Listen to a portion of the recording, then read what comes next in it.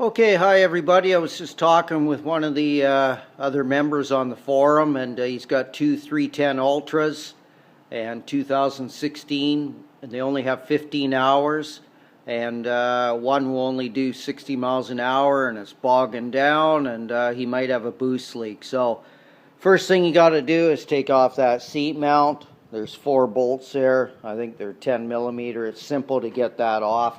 Get that off, and then come up and start checking your hoses. From your outlet of your intercooler. So that's the first thing I check. This are not your intercooler, from your supercharger, sorry. This is the intercooler here. From your supercharger. So what I do is check all these hose clamps, just so you know the area. So there you are, there's your exhaust. Below that, that's the outlet for your supercharger. Follow that orange hose up around to here. You see where the hose goes into the intercooler. Check that hose clamp. Then I'll just get in another position. Check the hose clamps and the hoses coming out of the intercooler. This is the intercooler here. Top and bottom hose. Hose here. This isn't so important, this is a bypass, but check that. There's a hose going into the throttle body there, down in there. Let's see if I can get a shot there. Sometimes it's hard. Just trace all the holes, feel the throttle body, see if it's loose. I think some guys have had mounts here go on them. If you find a loose hose or hose clamp, okay, that might be your boost leak.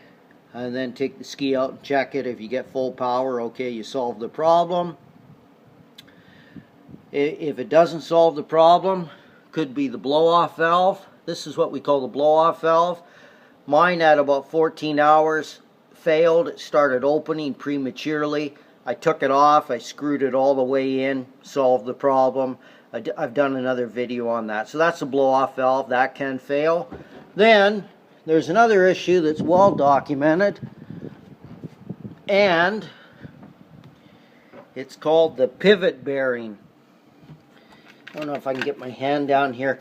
I've done videos on this, and it's called the pivot bearing down here. If you see where my hand's pointing, what happens is this pivot bearing is part of the tensioner assembly for the supercharger belt, and they come out of the factory dry. They seize up in like 15, 20, 30 hours.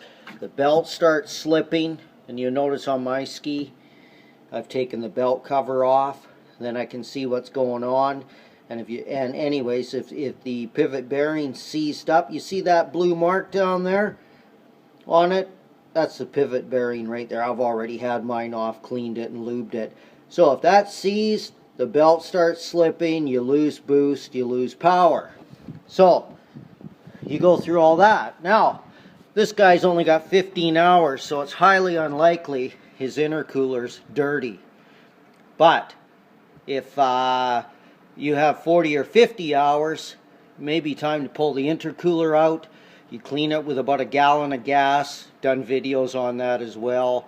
You rinse it with water, you dry it out for a day or so, put it back in, etc. It gets all gummed up, and then the airflow, obviously, from the supercharger, where the supercharger blasts air into the intercooler on that side, goes along, comes out here. It can't get through it because it's plugged up. So that's another potential problem. So anyways, that's it for today.